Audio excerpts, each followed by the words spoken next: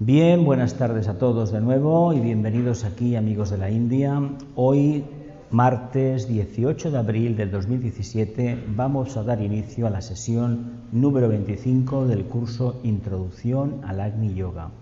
Ese estudio es un grupo de estudio del libro del mismo título, Introducción al Agni Yoga, de Vicente Beltrán Anglada. Y como siempre os repito, está compuesto de un prefacio, una introducción, 33 capítulos y un epílogo, y está escrito bajo el signo de Géminis en Barcelona, España. Bien, la anterior sesión, la número 24, nos quedamos en el capítulo 10, la condición kármica. Estuvimos hablando de que uno de los factores por los cuales todavía se sigue practicando Hatha Yoga o Bhakti Yoga es porque hay un karma de la humanidad que así lo exige. Por lo tanto, como una parte de la humanidad está bajo la influencia de esa condición, evidentemente necesita practicar ese tipo de yogas. Y luego hay que tener en cuenta que el propio discípulo se ve obligado por la situación de sus vehículos inferiores a practicar un tipo de yogas que para otros discípulos, para otros estudiantes, están ya trascendidos. El anhelo de todos es practicar el Agni Yoga, es decir, el yoga del fuego, el yoga de la mente abstracta, de la mente más elevada, el yoga del corazón o el yoga de síntesis, nombres con los cuales es siempre definido por Vicente Beltrán Anglada este yoga. No obstante, hay que remarcar lo siguiente. Si no hemos tenido una experiencia pragmática, eficaz, constante en el trabajo del Raja Yoga, va a ser muy difícil que podamos hacer el camino del atajo, de los místicos, del plexo solar, asiento de la personalidad, del mundo emocional, del alma ofuscada en sus emociones o engolfada en sus emociones, de pasar al centro cardíaco. Por lo tanto, que nos sirva como un tímido aviso a navegantes que no todo lo que circula por ahí es Agni Yoga. Una de las características que hemos ido aprendiendo poco a poco en este libro y, por ejemplo, en los misterios del yoga, es que solamente aquellos que tienen una experiencia palpable en el Raja Yoga tienen la capacidad de concentrarse y mantener la mente concentrada, atenta, y toda la personalidad atenta, en realidad se están acercando más al alma. Si no es a través del vehículo mental, la relación con el vehículo emocional de la conciencia superior es algo baladí, es algo que tarde o temprano nos va a pasar factura porque el contacto ese no va a ser de lo más interesante para nosotros, sino que va a ser otro espejismo más que tarde o temprano deberemos resolver. Nos quedamos en la anterior sesión en esta clase, en esta diapositiva. Dice, yo diría, con mi propia experiencia, que el tal estado de dudas es la culminación de un sinnúmero de estados de conciencia, los cuales, por la sutilidad de las energías que los motivaron, fueron los artífices del proceso espiritual de soledad, una soledad individualmente no pretendida ni buscada, sino impuesta a las almas verdaderamente preparadas en el orden espiritual por las propias leyes que regulan la evolución en la vida de la naturaleza. De ahí que no es santo quien quiere, sino quien puede. No llega a ser discípulo quien quiere, sino el que ha demostrado vida tras vida servicio desinteresado, abnegación y trabajando siempre, a la forma en que lo ha entendido, a la gloria del uno. Por lo tanto, o mantenemos la conciencia, ese axioma, ese mandato hermético que dice, unidos en el trabajo uno, o nos olvidamos ya definitivamente del Agni Yoga y del servicio y del camino, porque lo otro será servir a la personalidad, y eso no es lo que conviene hacer ya. Tal como dijo un docto filósofo del siglo pasado, la soledad del ánimo, cuando es producida como resultado de la evolución individual, tiende a abrir de par en par las puertas de la inteligencia, ya que la duda en tal estado, siendo de orden natural, tiende a producir frutos de discernimiento espiritual y comprensión humana. En los demás casos la soledad es ficticia y producida como resultado de una reacción del alma timorata que rehúye sistemáticamente por temor o por egoísmo el orden social que señala la propia divinidad, para que el ser humano vaya aproximándose más directamente a su propio corazón, centro de amor y de vida. Realmente en estos párrafos se están resumidos el caso de algunos compañeros que hemos conocido en los últimos años, que han tenido un miedo atroz a compartir con los demás y a vivir lo que les toca vivir, que es la conciencia grupal. Como no han querido hacerlo, se han retirado porque para ellos lo más fácil es vivir aislados, pero no es lo que les toca hacer. Por lo tanto, en este sentido, han contraído un karma muy grave. ¿Continúo? Aquí empezamos hoy, la sesión 25. Las ventanas del alma se abren finalmente a la luz de un nuevo estado de conciencia y, de acuerdo con el sentido esotérico, la conciencia se polariza en un superior nivel espiritual. ¿Qué son las ventanas del alma? La cara es el espejo, las ventanas son los ojos, ¿no? Muy bien dicho. ¿Y qué nos transmite Vicente en esos párrafos? ¿Qué nos está transmitiendo? ¿Se ha ido? Sí, aquí tenemos hoy algo especial.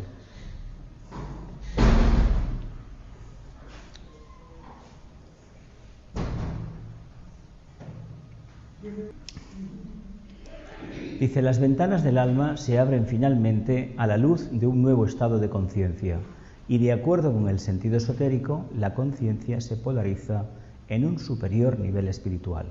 Agni Yoga es un nivel muy concreto en la vida de la naturaleza y, si bien no exige férreas disciplinas ni duros entrenamientos, constituye en sí el vasto recipiente de todos los yogas, conocidos y desconocidos.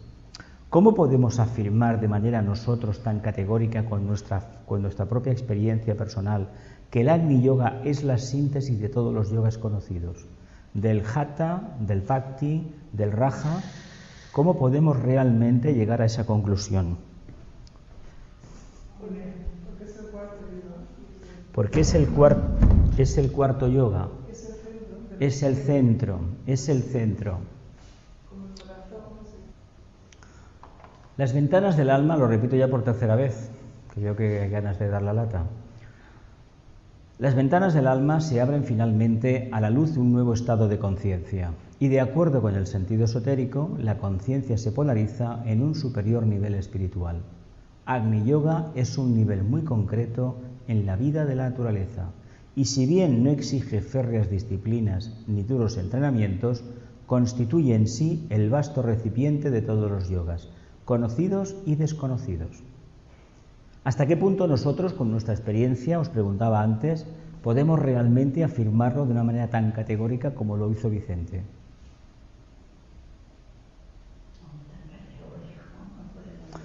Con la propia experiencia que tenemos, podemos afirmar o podemos asentir que esta afirmación suya tan contundente, con lo que respecta a nuestra propia experiencia, ¿es certera la afirmación?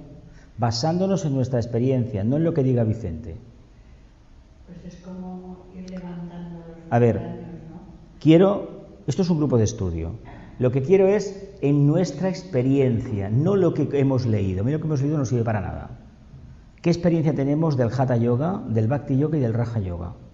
Porque si no tenemos ninguna en esta encarnación, no podemos decir que el Agni Yoga es lo mejor. ¿Me explico? ¿Hemos hecho Hatha Yoga en esta encarnación? Bhakti Yoga, si hemos estado en una iglesia organizada, hemos hecho Bhakti Yoga. Y me imagino que Raja Yoga hemos hecho, meditación hacemos, ¿no? Por lo tanto, tenemos elementos de juicio para poder entender un poquito lo que pretende decirnos él con el tema del Raja Yoga, del Agni Yoga.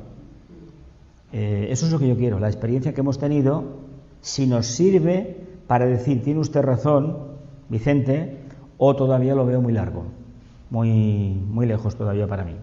Yo creo que sí que Tiene razón. Sí, porque cuando realmente hacemos algo sin haberlo pensado demasiado Ujú. y con buena intención, suele salir bien. Suele salir bien porque la intuición nos ha llevado. Sin saber cómo nos ha guiado. Muy bien. Sin usar esto, Sin usar la mente concreta, hemos ido al punto que deseábamos. Muy bien. Esto es lo que quería escuchar. Dice, la flor del corazón... Una pregunta. Dime. ¿Y qué quiere decir Agni Yoga? ¿Es un nivel muy concreto en la vida de la naturaleza? Es un nivel muy concreto en la vida de la naturaleza. Porque mira, es un nivel concreto, es un punto a través del cual se producirá una expansión. Es decir, que no es una cosa que está fluctuando, sino que es un punto de conciencia determinado. Es el punto de la síntesis. Por lo tanto, es un punto que, aunque a nosotros nos parezca abstracto, al final descubriremos que es concreto. Porque desde ahí saltaremos al mundo de la tríada espiritual. De hecho, el Agni Yoga se puede entender como la puerta que nos pone al alcance la tríada espiritual, los vehículos de la mónada. Lo que somos en realidad. Estamos ya por unas horas, mañana a estas horas ya estaremos a punto de entrar en Tauro, estamos todavía en Aries, y Aries es el mito de la cuarta iniciación. La mónada repliega en sí toda la experiencia de las encarnaciones como en el plano karmático, coge la sustancia de lo que es el alma, quema todo el crisol ese dentro del cuerpo causal, el cuerpo causal se repliega y la experiencia que se destruye y la experiencia se repliega en la propia mónada. Ese punto para nosotros de entrada es el punto del Agni Yoga. A eso le podríamos llamar Agni Yoga y es la puerta al mundo arquetípico, porque en cierta medida con el alma, teniendo el intermediario el ángel solar, lo que hemos hecho es contactar con un aspecto de la mónada, el más denso, que es el manásico. Pero a partir de ahí estamos en la disposición, con este yoga en concreto, de síntesis, de acceder al búdico y en su momento al átmico. Es decir, hemos entrado en el quinto reino por la puerta grande. Hasta ahora el quinto reino de la naturaleza, el reino de la jerarquía, lo vemos como muy lejano. Pero con el Agni Yoga, que es fruto de las continuas analogías que podemos establecer nosotros con la contraparte más elevada, lo que vamos haciendo es ensanchar el camino.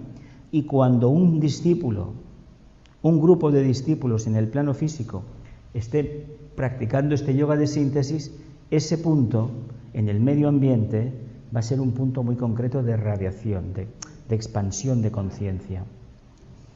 ¿Continuamos?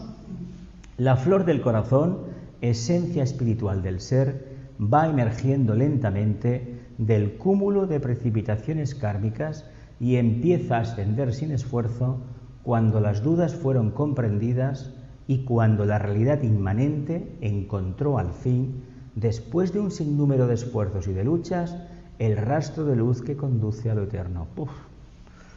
¡Cuánta subordinada, Dios mío!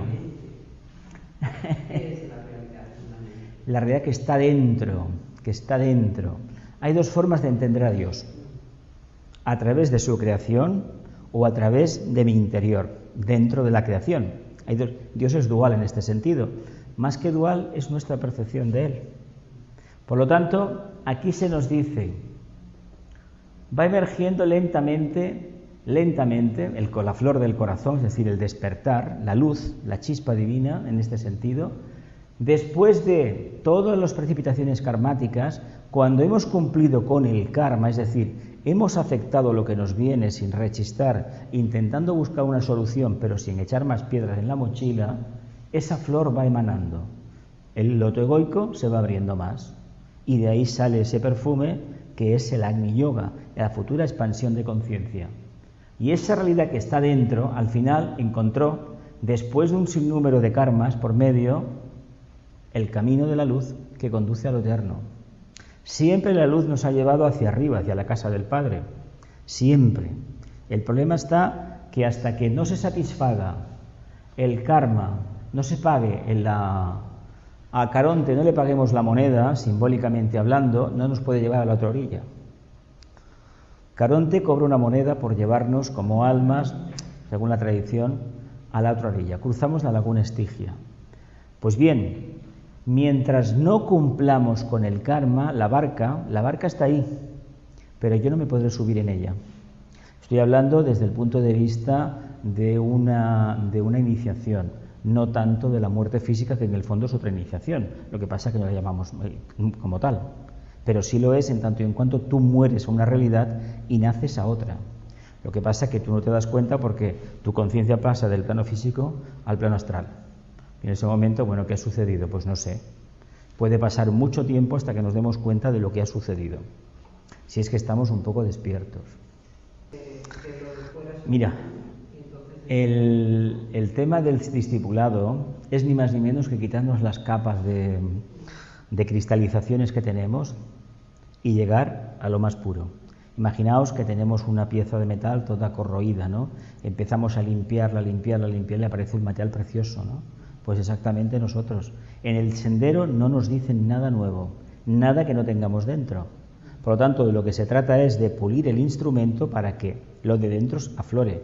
El ejemplo es, vamos eliminando capas de cosas superfluas, empezando por aprender a pensar de una manera distinta, porque el Agni Yoga básicamente es eso, aprender a pensar de una manera distinta, fuera de la dualidad, fuera del dolor y del placer, de me gusta o no me gusta, de la oscuridad o de la luz, del sol y de la noche, de la luna y el sol, del yo y del no yo. Vivimos así. El día que aprendamos a romper eso diciendo que no merece la pena hablar del no yo porque forma parte del yo y el placer y el dolor son la misma expresión según el punto de vista del observador, ese día el Agni Yoga será una realidad en nosotros. Si no lo hacemos, porque cada vez que queremos subir un peldaño los bolsillos los tenemos llenos de 1000 razones para hablar del placer, hablar del dolor, sí, pero claro, es que claro, mis intenciones eran buenas. Esas intenciones son losas que nos impiden volar. Hemos empedrado en nuestra vida la calzada de nuestro camino con buenas intenciones y realidades que hemos puesto ninguna. Solamente es que claro, es que he sufrido mucho, pero también he amado mucho. Pero idiota, si es lo mismo, es la expresión de un alma en planos karmáticos, por lo tanto, esas palabras fuera del diccionario nuestro. Las palabras y la capacidad de pensar sobre ellas. No basta que pulamos nuestro léxico, no. Que lo eliminemos de raíz de nosotros, de nuestro interior, y ya no nos saldrá más. Por lo tanto, no construiremos otro camino karmático. Lo que hacemos los humanos, por eso el discipulado es deshacer el camino andado. Es desandar el camino, pero con un sentido mucho más elevado. ¿Estoy construyendo algo nuevo? Sí, claro. Estoy rompiendo el camino que he construido desde que me individualicé en la Lemuria, por ejemplo, ¿no? ¿Y cómo lo he hecho? Pues mira, mis deseos, mis acciones, mis pensamientos. Pero como todos estaban tacados, manchados de karma, ha llegado un momento crítico donde como conciencia me he encaminado a la síntesis. Y aquí me he dado cuenta que cuando vivo ahí, resulta que no genero causas, ya no genero causas futuras, no genero karma. Estoy precisamente en la esencia, estoy en la causa y no genero nuevas causas. Caramba, ¿y esto? Pero si esto es más fácil de lo que pensaba, sí. Es más fácil porque he reconocido la realidad inmanente y he aguantado el cúmulo de precipitaciones, de bofetadas que me he llevado vida tras vida. Y cuando lo he hecho bien, resulta que el corazón se ha abierto solo. Por lo tanto, si pretendemos abrir el corazón y no reconocer esta realidad inmanente o decir que el karma, yo no tengo karma, nos equivocamos, porque solamente se abre el corazón cuando se vive el karma en armonía. Esa es la trampa. Saturno, en la astrología, Saturno, ya verás, las cuadraturas, son oportunidades, son una opción nueva más que se te presenta. ¿Cómo la tienes que vivir? Eso depende de ti, esa es tu evolución. Las lágrimas y las sonrisas las pone uno, no las pone el karma. Las pone uno mismo. Por lo tanto, no nos queda más remedio que irnos a ese punto envidiable de Agni Yoga, punto de supremo equilibrio. Pero equilibrio que quiere decir que es mucho más real de lo que pensamos, porque con el tema del Agni Yoga no nos podemos engañar nada, nada en absoluto, porque si creemos que estamos y no estamos, lo acabaremos pagando. ¿Sigo? Capítulo 11, la línea de rayo. A ver qué nos dice el Vicente. Sí, las que quieras. ¿Qué quiere decir si pretendemos que estamos y no estamos? Pues que nos vamos a cristalizar más, que se nos va a poner delante una imagen irreal de lo que es el Agni Yoga, creeremos que estamos haciendo Agni Yoga, pero no será el auténtico Agni Yoga. En el momento que creemos que lo hacemos bien, ya nos confundimos. Porque el Agni Yoga no tiene referentes del pasado, no cree en ellos. Nosotros los humanos hasta ahora, cuando circulamos por la vida, vamos en un coche, ¿no? El alma conduce la personalidad y la persona lleva un retrovisor, ¿verdad? ¿Y qué dice el retrovisor? ¿De dónde vengo? Y por delante me dicen hacia dónde voy, pero pocas veces me concentro en lo que estoy haciendo.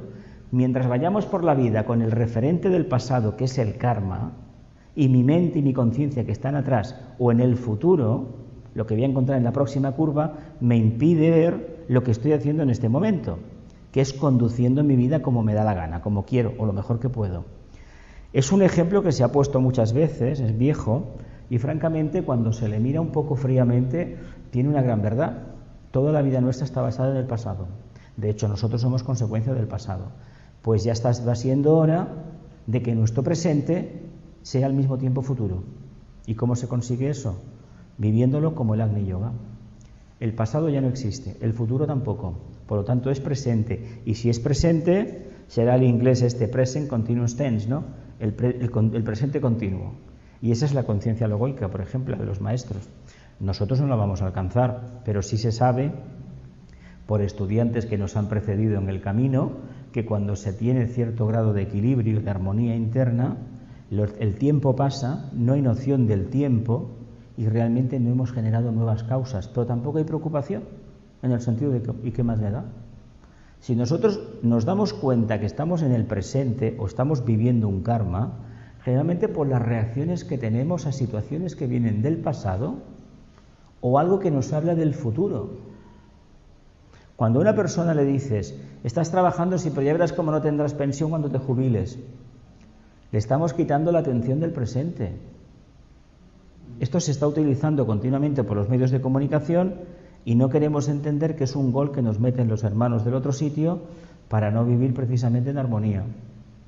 Cuando a la gente le bombardeas con el tema del Brexit de los ingleses, la extrema derecha, la crisis económica y los atentados de conveniencia que hay periódicamente por toda Europa, le estás impidiendo que viva su realidad diaria.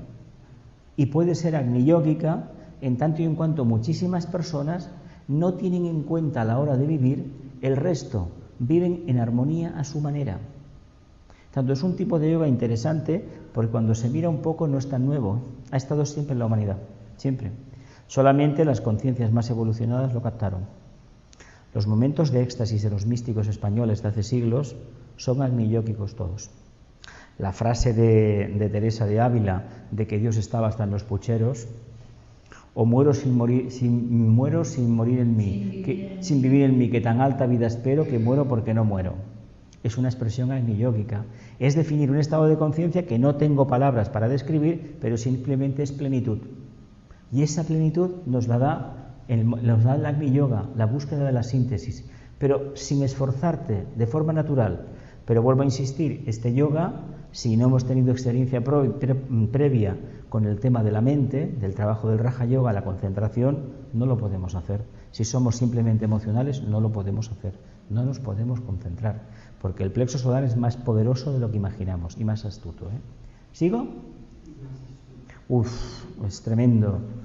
Siguiendo el proceso inmutable de la analogía, hemos ido comprendiendo la relación que existe entre las razas humanas, las energías cualitativas y condicionantes procedentes de las constelaciones zodiacales, técnicamente definidas como rayos, y los yogas o sistemas de entrenamiento natural impuestos a la humanidad durante el curso de la evolución planetaria. Esta relación, esotéricamente comprendida, procede del karma cósmico contraído por nuestro logo solar en lejanísimas épocas de su vida universal. Bueno, ya sabemos algo más. Resulta que los rayos es el karma del logos. Mira por dónde.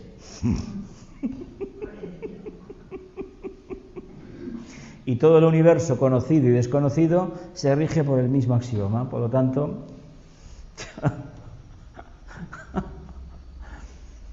¿sigo? El hecho de que Dios es amor, tal como sin distinción alguna aseguran todas las religiones mundiales, ya que es en sí la representación de un destino cósmico marcado creadoramente por una línea de rayo, cuya finalidad es desarrollar la sensibilidad cósmica en el corazón de nuestro logo solar. Esta es sólo la primera parte de un misterio trascendente de luz y de iluminación, el misterio incluyente del amor como esencia creadora, dinámica e influyente de este universo dentro del cual vivimos inmersos. Contiene todavía profundas alternativas o misterios a descubrir. Uno de tales misterios, a través del Agni Yoga o de la ciencia del corazón, será la revelación de los altos secretos que subyacen bajo los términos científicos de luz, radiación y electricidad. Podríamos casi asegurar, de acuerdo con la propia experiencia rámica, dice Vicente, que la humanidad se halla al borde de la comprensión de un gran misterio de orden espiritual, cuyas significaciones externas llegaron al aura etérica del planeta en virtud de la explosión de la primera bomba atómica.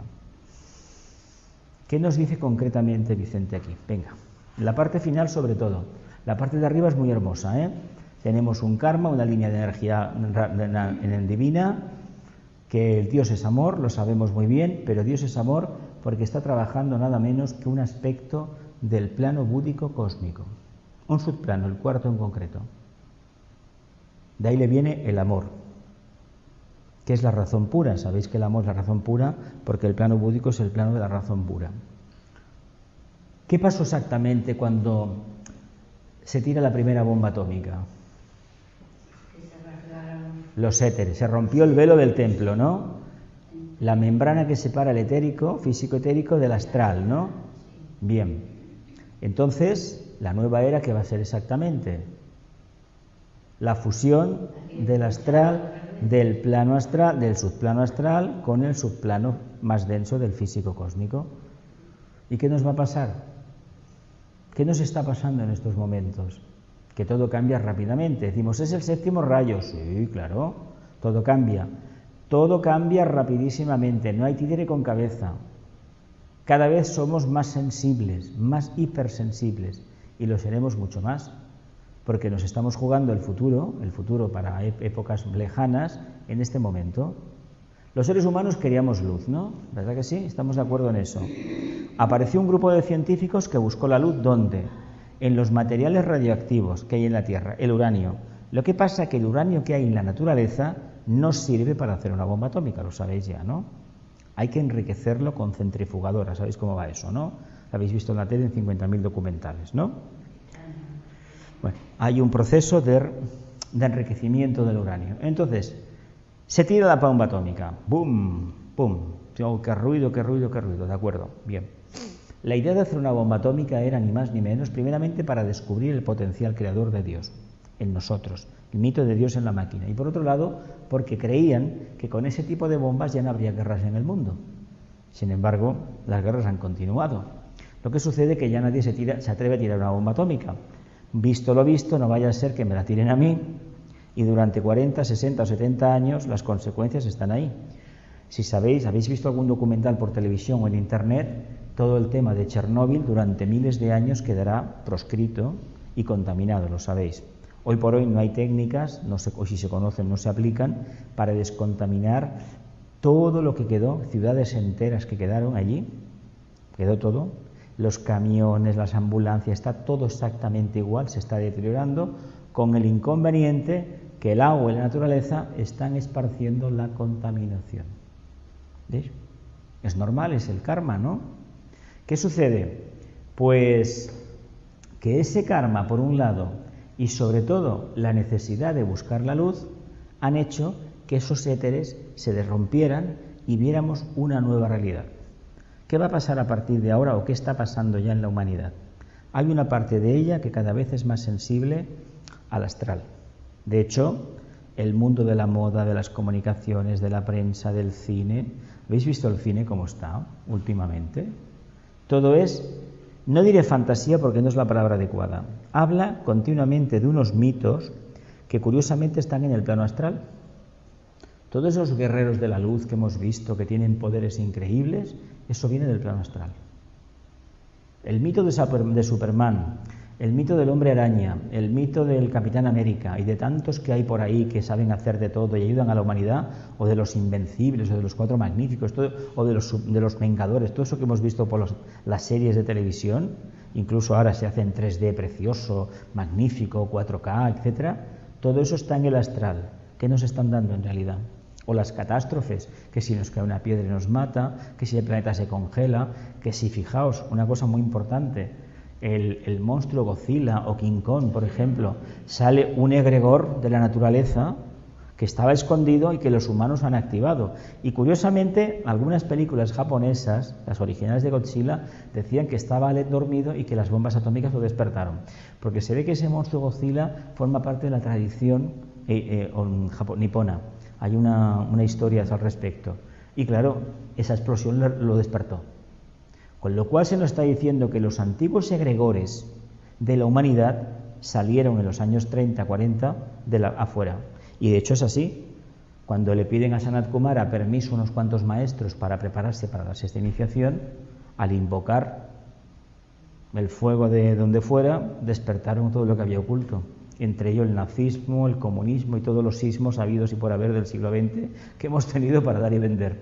Esas hijas de la mente descarriada, las yeguas devoradoras de hombres, han hecho muchísimo daño y seguirán haciéndolo durante mucho tiempo. Pero claro, eso que está escondido siempre tiene que salir. Claro, no hay otra. El karma solamente se puede solucionar no encerrándolo bajo 7 llaves, sacándolo a la luz. Tenemos un planeta, precisamente el guardián del Hades, Plutón, que se encarga de sacar la porquería que está debajo de la alfombra, ¿no? Pues lo más correcto es levantar la alfombra y que los rayos del sol, igual que pasa en Escorpio, acaben limpiando la porquería. ¿Por qué no lo hacemos? Mirad, hay tantos conflictos escondidos en Europa en los últimos 100 años, nuestro país incluido, que tiene que venir una hecatombe, y nunca mejor dicho, para que todo eso se pueda poner encima de la mesa y a partir de ahí tomar decisiones. Claro, mirad, está previsto para toda Europa y para el mundo occidental que nos veamos con la espada y la pared. Y ahí los que están un poquito más despiertos se decantarán definitivamente por la luz. Y los otros, pues bueno, seguramente vendrá un tipo de gracia divina y fuera. Se acabó. ¿Veis lo que va a pasar?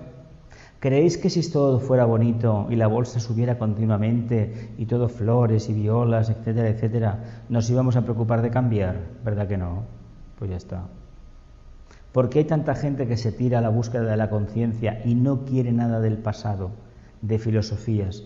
Porque en el fondo se ha dado cuenta que como conciencia lo que aprendió en el pasado no le sirve para interpretar el presente. Eso lo intuyimos casi todos, pero constancia, muy poca gente la tiene. ¿Algo más? ¿Por fusión o por fisión? Dos maneras. La bomba atómica es fisión, es como una central nuclear. Exacto, No, la bomba atómica es fusión, es fusión, sí. Si lo hubiésemos conseguido de la otra forma, Por fisión, sería otro... es que claro, porque fisión lo que hace es que el uranio enriquecido lo que hace es que emite calor. Entonces, para apaciguar el calor, lo envuelven en un circuito cerrado de agua que es agua de esta destilada, me parece que es algo así, o algo que tiene algo especial. Entonces ese agua alcanza una presión, una temperatura tan alta que hace girar las turbinas. Es un método, es el mismo método que las centrales, la central que consume al petróleo, las térmicas. Lo que pasa es que todavía no hemos conseguido una cosa buena: producir electricidad sin utilizar un fluido, ya sea el viento, el carbón o la energía nuclear, porque es el mismo sistema, o dejar caer el agua que gira las turbinas.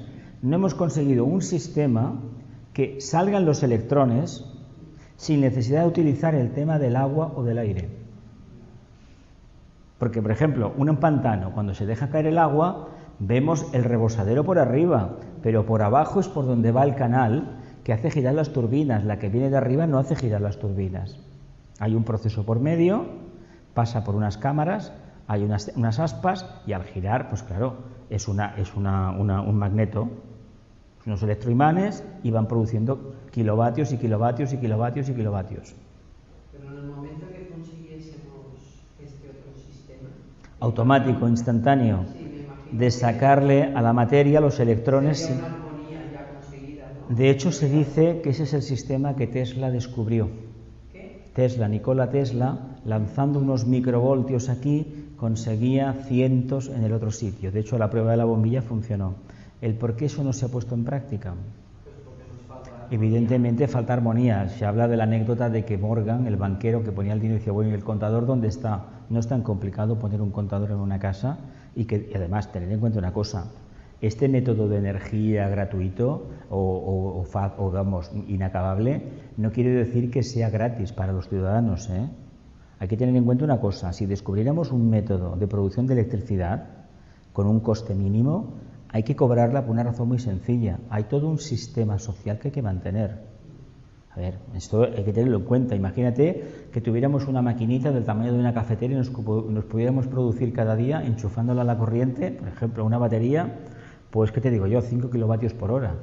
Vamos, 5 kilovatios, una casa completamente electrificada, vaya. Pero bien, eso ya es mucho, 5 kilovatios por hora para cada uno. Pues imaginaos un país que la gente se produce su corriente, ¿de dónde saca el dinero? Porque de la factura de la luz pagamos impuestos, ¿eh? A ver, es como el agua. Del agua pagamos mucho más por lo que es el transporte, la purificación y el alcantarillado que no por el agua que consumimos. Pero es que si no es así, ¿cómo lo hacemos? Este sentido autárquico, decir, no, yo me hago mi corriente y los demás, no, esto no puede ser. Hay que mantener carreteras, hay que mantener vías férreas, hay que mantener pensiones, esto no se puede hacer. Ahora, otra cosa es que esa energía pues no contamine, sea fácil de usar, esté al alcance de todos, en el sentido de que no haya que tener unas patentes espantosas, carísimas, para hacer una central nuclear. De hecho, las centrales nucleares que se hacen ahora no se parecen en nada a las que se hicieron hace 50 años o 60, ¿eh? Son otra cosa. Aprovechan al máximo, y de hecho hay algunos reactores que funcionan con residuos. Francia va ya por la número 59, me parece, de centrales. Aquí cerca de Lyon hay un campo que tiene 4 reactores, 4 hongos de hormigón. Oye, pues ahí está, yo he estado allí, no al lado, en la autopista. ¿Y qué? Explotar no pueden explotar esas. Porque así como lo que pasó en Chernóbil, que no tenía una carcasa protectora, las nuestras sí que lo tienen. Pero puede haber otro tipo de problema. Lo que pasó en Fukushima fue muy grave, pero es que allí eran 6 reactores, me parece, los que había, 8. Es que, a ver, Japón consume mucha electricidad. Y hoy por hoy un método más eficaz, más rápido que ese no tenemos. Lo que sí es verdad que genera un problema gravísimo. Y ese problema es el karma. Porque en lugar de ir a la naturaleza y hablarle al reino mineral, que sería lo correcto, trabajar de otra manera, lo hemos hecho de la peor manera, con la intención de que con ese residuo podamos hacer bombas. Ese es el tributo que estamos pagando en este momento. Y además sabéis que, por ejemplo, en el caso de España, los residuos nucleares aquí no los queremos y nos cuestan cada día, no sé si son 100.000 euros, mantenerlos en Francia. Cada día 100.000 euros. Y eso lo estamos pagando en el recibo de la luz, ¿eh? Sin embargo, aquí centrales nucleares no, y en Francia siguen haciendo. En Alemania no. Alemania han dicho que se acabó. Pero fijaos una cosa. A mí me interesa mirar cosas por internet porque la prensa oficial no dice nada. Y hay una serie de centrales solares en África, en Marruecos en concreto, en el desierto. Se van a poner más en Túnez. Y se está haciendo electricidad ya. Y a través de unos cables especiales por el fondo del mar se la van a llevar a Alemania. Con lo cual, a ver, me parece muy bien, pero aquí viene la pregunta del millón. ¿Y por qué no te lo haces tú en tu país? O sea, tú no quieres contaminarte con la energía nuclear. Quieres quitar las centrales de carbón porque contaminan mucho. Y mandas a un tercer país una fuente, sí, habrá unos impuestos. Ya veremos cómo repercute eso en su país, qué beneficios les da. Claro, el sol es gratuito, está ahí, ¿no? Pero que es una actitud, a mi modo de ver, muy egoísta, de momento, ir a que me la haga otro y yo aquí presumo de ecología y todo lo demás. No sé si me he explicado. Sí, lo que pasa es que supongo que también depende de las horas del sol. Aquí en España, por ejemplo, estos días, en Córdoba, estos días que estuvimos la semana pasada, si hubieran tenido paneles, allí estaba cayendo, pero vamos. Problema de la electricidad que no la podemos conservar. Ahí está el problema. Y eso indica algo más, ¿eh? ¿Qué creéis que puede ser, cuál puede ser la razón por la cual la electricidad, almacenarla todavía es un problema? Porque tiene mucho que ver, ¿os acordáis del tema de la Biblia, de la salida, a la búsqueda de la tierra prometida, el famoso maná, que había que coger cada día lo que se iba a consumir y que no se podía acumular? Es el prana de Dios. Debe llegar el día que nos tendremos que acostumbrar. Estamos de día, hay sol, hay energía. Y por la oscuridad, el mínimo. Porque viviremos acorde a los ciclos vitales, que los impone el sol. Cuidaremos la energía más así. Pues sí, porque serán los devas. De hecho, lo ideal sería invocar a los devas, a los pitres lunares. Eso que se está haciendo en Ginebra, el acelerador de hadrones, el bosón de Higgs, se cree que puede ser el Pitri lunar, el Pitri, ese ángel que vino con el Logos y es el que realmente manifiesta todo. Imaginaos por un momento, en plan ciencia ficción futuro, que lo pudiéramos invocar en cualquier sentido. Podríamos tener de todo físicamente. Otra cosa es qué conciencia vamos a tener. Hay quien dice que lo han descubierto ya y que realmente han descubierto la antimateria, pero que no hay valor de decirlo. Ellos dijeron que tardarían, no sé si cerca de 20 años, en poder descifrar toda la información que los ordenadores registraron en aquel momento. 20 años. Y van hablando a cuentagotas, a cuentagotas. Ya veremos. ¿Y lo que dice Vicens del ánimos? La partícula esta, sí. Eso es el átomo el átomo de hidrógeno, sí, la partícula del átomo de hidrógeno. ¿Esto tiene una relación con...? Puede ser que tenga mucho que ver con eso, sea otra forma de definirlo.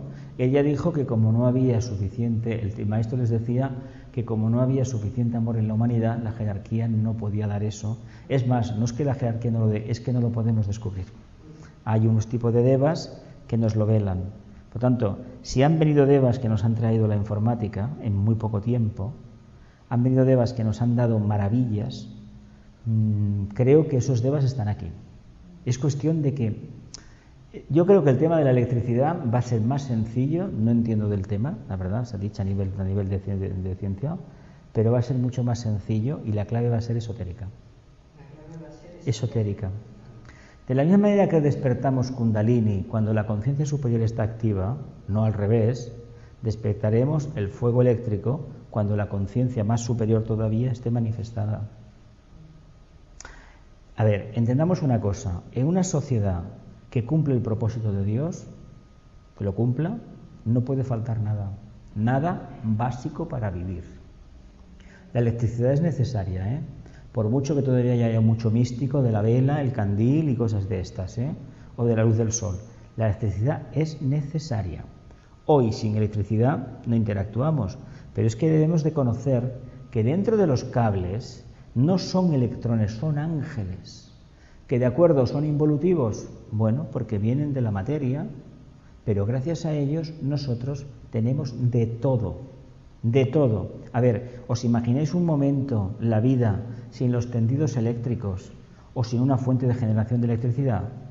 A ver, ¿quién se acuerda de cortar la leña, de hacer el pan? A ver, ¿cómo lo haríamos?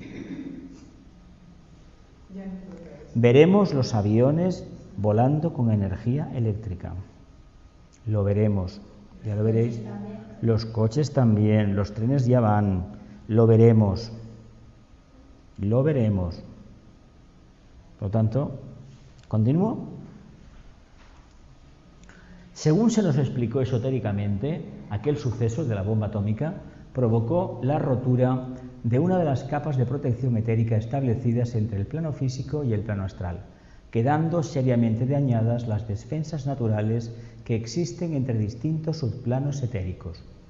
Las explicaciones de tales hechos nos dieron en el ashram fueron muy claras y terminantes, y cada uno de sus miembros pudimos avisorar en extensión y profundidad aquella tenebrosa zona de misterio cuya significación espiritual era tremenda y exigiría de nosotros una actitud completamente distinta a la que había regido anteriormente nuestras actividades desde el ingreso en la rama.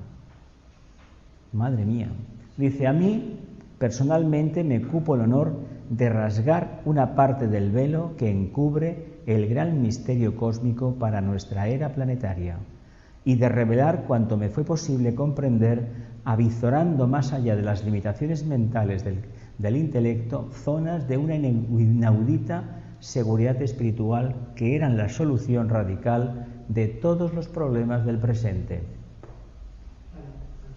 Ahí está su revelación personal. Fijaos dónde lo descubrió. El maestro le dijo, tú quieres avanzar, ¿verdad? Baja la mina. Y resulta que esto es el mito de la mina. Empieza hasta que descubres una beta. La descubrió. Y eso que está dando la solución para los problemas de la humanidad, del futuro, es el Agni Yoga. Esto habla de los misterios que ha revelado. Él habla del libro que escribió después, La jerarquía y un tratado esotérico sobre los ángeles. Esto, en el fondo, es la culminación del Agni Yoga. A él le cupo ese honor. No sabemos los otros 11 discípulos qué trabajo han hecho. No los conocemos, seguramente que algunos conocidos, pero no todos escriben, ¿eh? No todos pueden ser escritores ni conferenciantes públicos. Él hablaba de que tenía un compañero que era carpintero, me parece, o mecánico, un italiano. Hablaba en uno de los libros, había una mujer que ya falleció, una argentina, que yo he conocido gente en Buenos Aires que la conocieron, y que el tibetano le hizo una pregunta un día, y le preguntó si tenía miedo a la muerte, directamente, y contaban que los compañeros se echaron a reír, y lo que le estaba preguntando al maestro si quería la iniciación. Claro, la iniciación es una muerte, Sí, escribía con él él ha hablado varias veces de esta mujer, sí. Cuanto me fue posible revelar, se haya escrito en mis libros desde la jerarquía, los ángeles solares, hasta un tratado esotérico de los ángeles. Esta afirmación muy sincera de mi parte es la deuda obligada que tengo para con la humanidad y no me confiere gloria alguna, sino más bien una creciente responsabilidad espiritual sobre todo cuanto haga referencia a la vida oculta y sobre todos aquellos que de una u otra manera están sinceramente empeñados en descubrir los valores permanentes de la vida. O sea que tú quieres avanzar, quieres conocer una parte, pues venga, te doy permiso para que rompas una parte más del velo y se la presentes a los humanos. Algo así le dijo el maestro, ¿no? Bueno, lo que es cierto es que la descripción que ha hecho él de los ángeles es increíble. Es distinta totalmente a todo. Lo que existe, porque yo a todo. hace muchos años estuve buscando no había y bueno, lo de Hobson, pero no se parece igual. No, Geoffrey Hodgson es la teosófica, pero no es lo mismo, ¿eh? Aquello para mí es muy clásico en tanto y en cuanto es muy astral. No dudo de las buenas intenciones de este hombre, porque un discípulo, bueno, vamos a dejarlo así, pero este profundizó mucho más, este fue al búdico. Y este nos hace una presentación de los ángeles completamente impersonal. Afortunadamente Gumi, el Josep, tenía la capacidad de una visión parecida a la de Vicente y no cayó en el error de ponerle forma humana, sino campos energéticos. Y de hecho está muy bien que eso sea así, porque ver un ángel con alas y cosas, no sé yo. Yo lo que he visto, sí que he visto en alguna montaña, eso sí lo tengo que decir, una entidad, una especie de pensador con alas blancas y la cabellera dorada, eso sí que lo he visto. Pero me da como desazón, como pesadumbre, como si estuviera dormitando algo o apesadumbrado este ángel. No es un ángel aquel que se levante. Y luego los he visto, por ejemplo, en un panteón en Portugal, me llevé un susto de narices, pensando que era una estatua, pero cuando se giró no era una estatua. Pero bueno, es mi visión, no pasa nada, esto no pasa nada, ¿no? Y los he visto luego en máquinas de tren, en aviones, en infinidad de sitios. Y he conocido gente que hablando con el DEVA ha regalado el ordenador, ¿eh? Ordenadores, enchufes y todo, cosas que habían petado, ¿eh? O sea que esto existe. A mí, cuantas veces he preguntado por algo, la solución ha sido radical. Y en los últimos años, casi todo lo que he consultado, han sido muy certeros, aconsejándome siempre, sobre todo, paciencia, una tranquilidad tremenda. Por un lado te dicen, esto no va a funcionar más, por otro te dicen, tranquilo. Y la verdad que cuando he aplicado esa máxima de ellos, las cosas han ido volando, siempre volando. Y mira que a veces he tenido pruebas muy duras, pero poco a poco he ido entendiendo cómo funcionan. Hay que bajar el ritmo nuestro, vibratorio, de acción y acompasarlo con el de ellos. Sin personalidades dinámicas no les caemos muy bien, ¿no? Es como si se vieran como, no sé, ofuscados en nuestra presencia. Pero cuando he podido mantener esa tranquilidad y el ritmo es más pausado, el DEVA viene. Y a veces me trae, yo he tenido experiencias que a veces me quedo de piedra, no puede ser. Pero experiencias que consisten en un enigma, plantearme un enigma, pero prácticamente a nivel físico. Es decir, ¿querías esto? Pues aquí lo tienes, mira. Y a veces piensas, caray, no puede ser. Sí que puede ser, sí. Hombre, yo no he tenido las experiencias que tenía él, evidentemente, faltaría más, pero él tuvo la posibilidad de tener un ángel de una sexta iniciación casi, un ser increíble. Y la norma del maestro que le impuso es: reduce tu nivel vibratorio, mantén un silencio, y era quien era un iniciado, porque si no, él no se te puede acercar. Claro, nosotros somos humanos, tenemos nuestra frecuencia vibratoria, y por muy refinada que sea, es humana. Por lo tanto, para contactar con él ya hace un esfuerzo reduciendo su vibración. Claro, más no puede hacer. Nos toca a nosotros. Pues yo la experiencia que tengo es que en la medida en que he estado tranquilo, las cosas han sido maravillosas. Y la última fue, pues hace 2 semanas, que me noté que iba por la calle y prácticamente iba volando. No sé lo que me sucedió, y luego en casa me encontré con una experiencia que duró toda una noche. Antes de irnos a Córdoba, no dormí en toda la noche por la experiencia, me fui y el Deva estaba allí.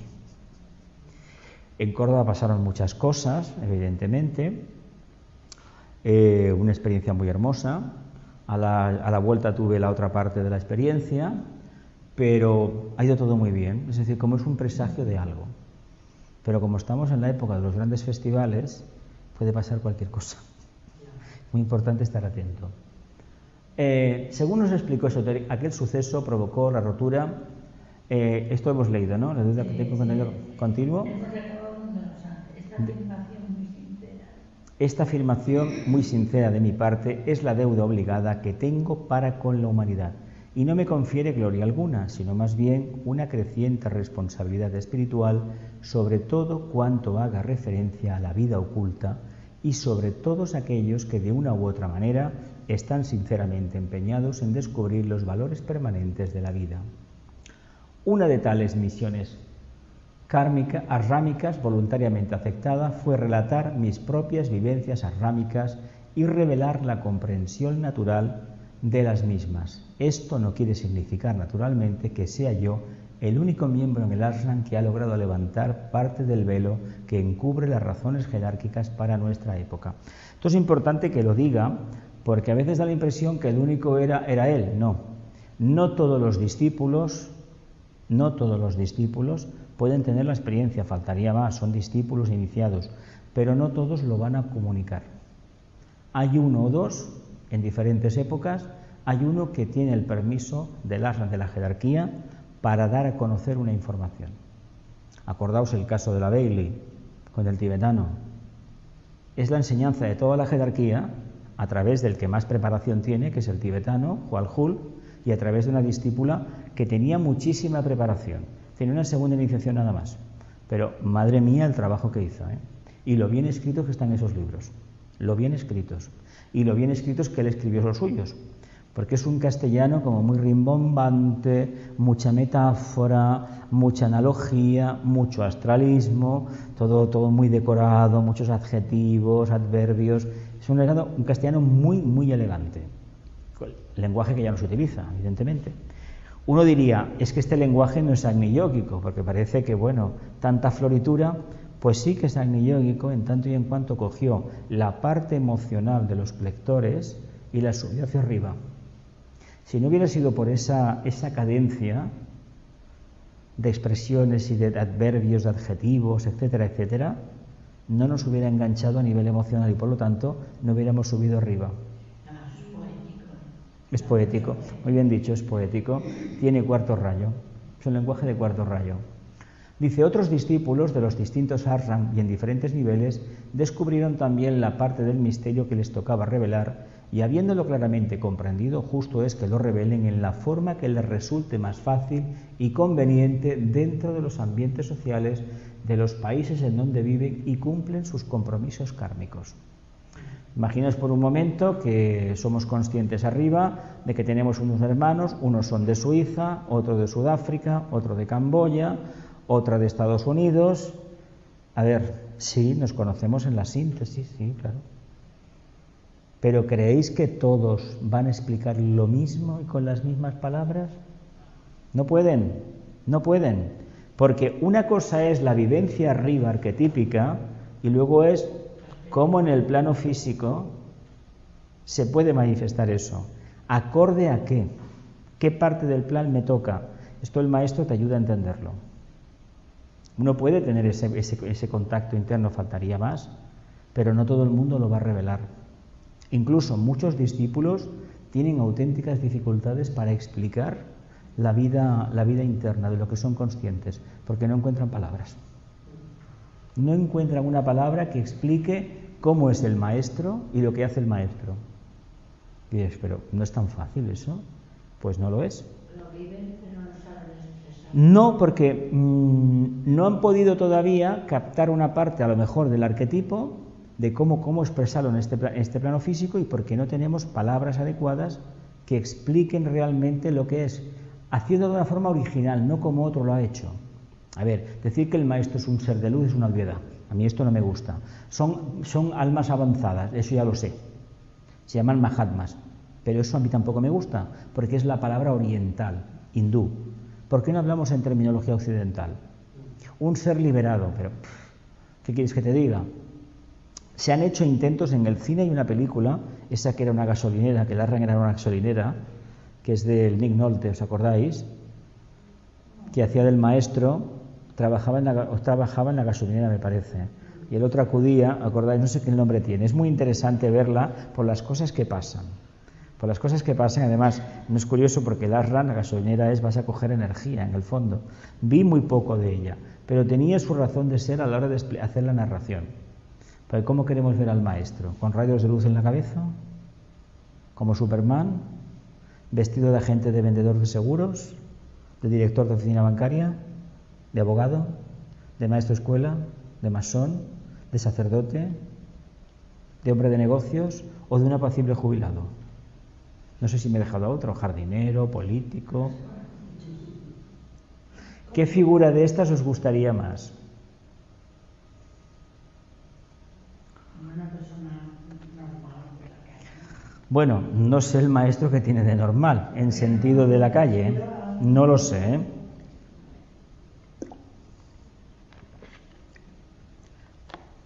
Si lo tuvierais delante, os lo he formulado muchas veces, ¿por qué lo distinguiríais? Si por su aura, si no la vemos, ¿qué me dirás tú? Por su mensaje. Por su mensaje. ¿Y si no habla? La mirada. Por su mirada. Bueno, pero ahí Su mirada. hay un mensaje en algo. Sí, su energía, lo que emana. El silencio que emana. Si estamos un poco atentos, nos daremos cuenta que algo sucede, los oídos nos atronan, explotan. Los éteres, la verdad, eso sí que se nota un vacío, y sobre todo el vacío que genera. Un vacío que es confusión. ¿Qué me ha pasado? O sea, quiere decir, ¿qué me ha sucedido? Porque yo sé que estoy aquí, pero yo sé que aquí ha pasado algo. ¿Qué ha sido? No lo sé. Es él. Cuando esta duda te queda después de tiempo y tiempo. Uy. 25 o 30 años pueden ser muy, y no es nada, ¿eh? No es nada. Eso equivale al entrenamiento que había en el siglo XIX, de que la era de Piscis, que el maestro cogía el chele y hacía una pregunta: vete al bosque, reflexiona y vuelve. Y tardaba 30 años en acertar, en descubrir el acertijo, que es lo mismo que aquella piedra que le regala el maestro al discípulo y no se da cuenta que dentro hay una joya. Lo que el maestro no le dice: medita que dentro, esforzándote, vas a encontrar algo. Es un fruto de tu propio trabajo. Esto lo cogió y la tiró al río a hacer puñetas. ¿Qué me das? No, te di un campo de trabajo, un pensamiento simiente. Generalmente él te da un pensamiento simiente y llegas a él a través del desarrollo del pensamiento simiente. ¿Es complicado? No lo es, no es complicado, no. Él no quiere gente perfecta, que quede claro esto. No quiere gente perfecta. Quiere gente con los pies en tierra. ¿Alguna pregunta? Saltamos a la siguiente y ya luego nos vamos. ¿Sí?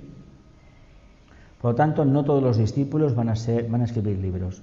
Y los libros de Vicente, fijaos qué cosa más maravillosa, los hace una asociación sin ánimo de lucro, lo tiene todo gratis para todo el mundo, ni leches de derechos de autor ni mandangas, solamente se pide que no se altere el contenido. No se altere. Lo demás, copyleft. Es que el copyleft es así. A mí cuando me pidieron si podían tener en una página web de Valladolid, no sé dónde era, el tema de los rayos, todo lo que quieras, siempre y cuando digas que esto lo he hecho yo, es una interpretación mía, pero no pongas en mi boca palabras que no he puesto yo. ¿entiendes? Eso es lo demás. Si es que, a ver, si con Internet realmente podemos estar cobrando.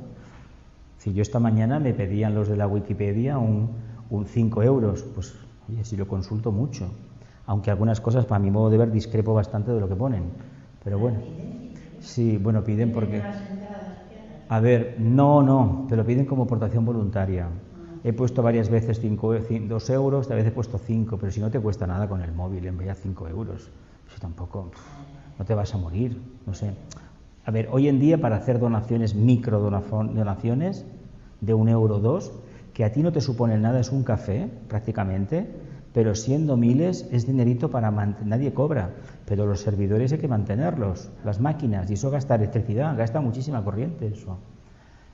Continúo, dice, hecha esta obligada aclaración, paso a informarles que el día en que fue probada la primera bomba atómica en los desiertos de Nuevo México por parte de los Estados Unidos de América, hubo una reunión extraordinaria de grandes iniciados de la jerarquía planetaria y de otras jerarquías espirituales del sistema solar en la cámara secreta de Shambhala, presidida por Sanat Kumara, el Señor del Mundo. Esta reunión, como todas las que se realizan en este centro de síntesis de nuestro planeta, tuvo carácter secreto y se adoptaron algunas resoluciones, las cuales deberían afectar el desarrollo espiritual de la humanidad y prepararla para un destino superior de acuerdo con la presión de una estrella específica de la constelación de Acuario, cuya influencia fue decisiva para que los hombres de ciencia del planeta descubrieran el secreto de la desintegración del átomo que posteriormente se convirtió en la bomba atómica. Claro, Acuario, el séptimo rayo, el cuarto rayo, el quinto rayo, el séptimo. Fíjate de dónde viene, una estrella de la constelación de Acuario. Esa estrella de la constelación de Acuario, me parece que lo dice en una conferencia, es la que está dándole la influencia al logo solar para alcanzar el tema del plano búdico. Esa estrella en concreto es no sé qué del plano búdico específico, no sé, lo dice en una conferencia. Claro, él cuando se mete en el tema de la cosmología, nos vamos muy lejos, muy lejos, de la constelación de Acuario. Curioso, ¿eh? A ver si esto de la era de Acuario era precisamente el inicio de la bomba atómica. ¿Cómo se llama el proceso? ¿Cómo se llamó el proyecto que acabó desembocando en la creación de la bomba atómica, en el que participó Einstein y Oppenheimer? Oppenheimer fue el que hizo la ecuación final. El estudio inicial es de Einstein. ¿Cómo se llamó? El proyecto Manhattan. Proyecto Manhattan. Es la Guerra Fría. La resolución del misterio de nuestra época se basa en los siguientes puntos, tal como me ha sido posible interpretarlos. Venga, una última y nos vamos. Un poquito. La comprensión de que un rayo no es solamente una corriente de energía cósmica, pues mira, esto tengo que hablar pasado mañana de los rayos. Fíjate tú. La comprensión de que un rayo no es solamente una corriente de energía cósmica con destino a la Tierra, sino que es también expresión psicológica de una entidad creadora. Esto cuesta mucho de entender a mucha gente y en el fondo es la energía de un ser viviente. Lo que pasa que es un ser solar, es un ser solar, es un ser que puede incluso ser el logos de una constelación, el jefe de una constelación. La información que teníamos hasta ahora de los rayos eran las 7 estrellas de la Osa Mayor, que en realidad son los chakras, los que constituyen el chakra coronario del logos cósmico. Aquí nos habla también de la constelación de Acuario. Bueno, no sé. A tanto no llego yo. No lo sé. Pero sí es interesante que entendamos los rayos igual que entendemos la astrología. Cuando decimos que el planeta Urano o el planeta tal tiene una influencia X, es que la energía de ese ser y la mía interactúan de una manera determinada. Ni que ese ser sea negativo ni positivo, ni yo sea ni negativo ni positivo. Es la capacidad de interdependencia que tenemos con esa energía, nada más. Evidentemente, como son diversificaciones y estamos hablando desde la perspectiva del plano físico, mientras tengamos la conciencia aquí, tenemos esa primera influencia. Cuando la conciencia la hemos elevado un poquito más y respondemos a la causa, En el caso, por ejemplo, que nos ocupa de Aries, estaríamos respondiendo ya no a Marte, sino a Mercurio. Y si fuéramos iniciados, evidentemente sería ya el séptimo rayo. Pero como no somos iniciados, evidentemente esa energía, aunque la conociéramos un poco, no la podríamos aplicar.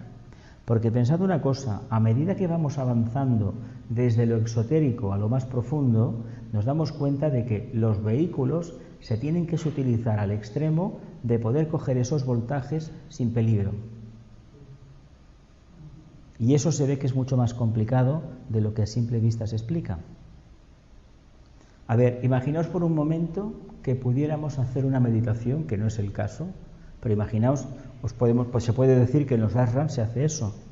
Hay grupos de maestros que hacen una meditación específica dirigidos por el Manu, por el Bodhisattva o por el Mahachohan, invocan de una determinada constelación, vía de Budas de actividad y vía la logia de Sirio. Y esa energía llega, con el permiso de Sanat Kumara, llega a la Tierra. Esa energía llega para que la jerarquía la trabaje para poder aplicar el plan divino. ¿Os imagináis lo que puede suceder o lo que podría suceder si no se hicieran las cosas correctamente? Totalmente, totalmente. ¿Conocéis lo que fue la explosión de Tunguska en Siberia a principios del siglo XX? Una explosión gigantesca que hubo y que destruyó miles y miles y miles de kilómetros cuadrados de la taiga. Se cree que fue antimateria, una que vino del espacio algo, y de hecho había una serie del Carl Sagan que toca el caso. Es un tema que ha dado para muchísimas cosas. Se sintió una explosión tremenda y hasta que no pasaron muchísimos años no se pudo ver lo que había sucedido. Y hay los científicos que piensan que es algo de antimateria, algo especial. Yo leí un libro hace ya muchos años de esoterismo y decían que había sido una equivocación de un grupo de magos invocando fuerza, que se les escapó de las manos la ceremonia y fue a parar allí. Era de la Dion Fortune, de la cabalista esta inglesa, Dion Fortune, de la época de los años 30, contemporánea de la Bailey y todos estos, toda aquella época, una de las fundadoras de la escuela de estudios esotéricos, de la luz interna, junto con el Gareth Knight, no sé si habéis leído libros de él, también de los años 30, de cábala, de esoterismo, bastante serio, bastante muy bien plantado todo, ¿eh? Bueno. ¿Cómo dices que se llama esto de Siberia? Tunguska. Bien, una última pregunta y cerramos. Nos hemos quedado en los rayos, la diapo 11. Es que esto es para hacerlo poco a poco, ¿eh? Porque las estrellas, es que mira, a medida que se habla de los rayos, tenemos que hablar del planeta que lo canaliza, porque ¿de dónde viene el rayo? Yo no lo sé, vamos a ser sinceros. A mí, porque mucho que se me diga que la estrella tal de la constelación de Acuario me da la energía, me parece muy bien, pero en mi sistema, en mi casa, ¿por dónde entra? Y muy especialmente, ¿qué chakra lo recibe? Porque si esto no lo tengo claro, lo demás es pura teoría que a mí no me va a servir para nada, porque estamos haciendo Agni Yoga, ¿no? Uno de los problemas que tenemos con los rayos es el tema, o trabajamos a nivel agni-yógico o no hacemos nada. Por eso Fabregat a ti te dijo eso. Hasta que no tenga un estudio claro de esto y de lo otro, ¿para qué voy a decir qué rayo es? Y aun teniéndolo,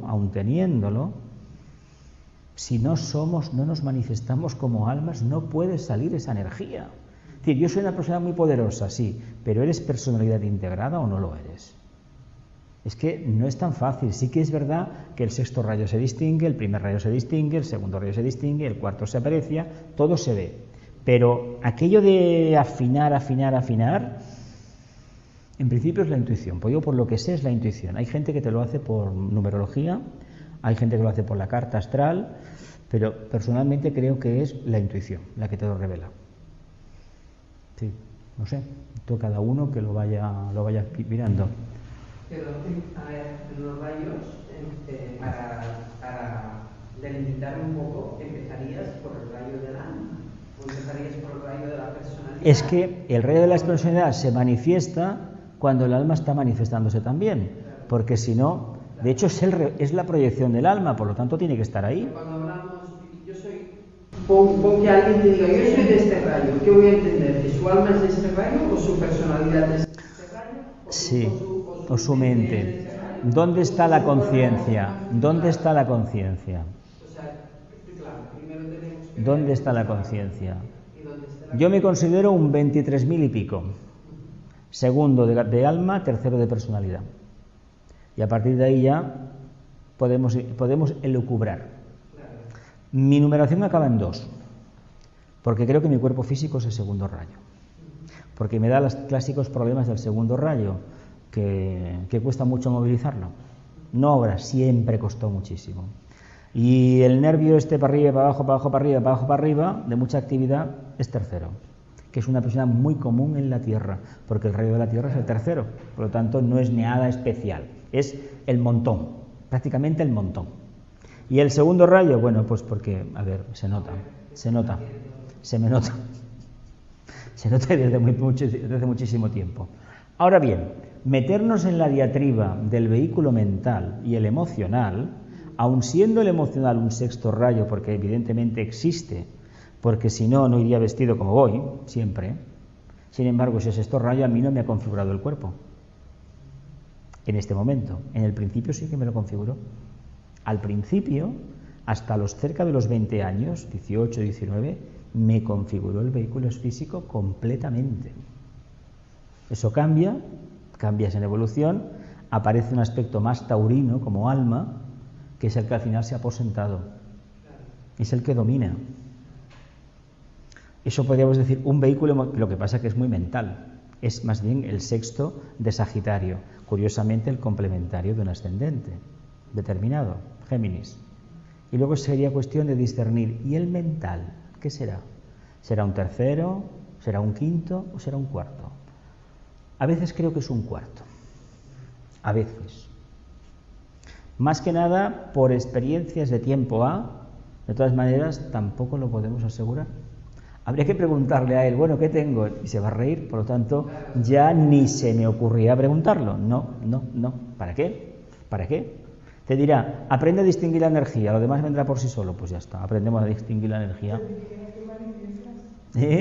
Sí, no, ¿qué manifiestas exactamente? Me diría, a ver, es que va.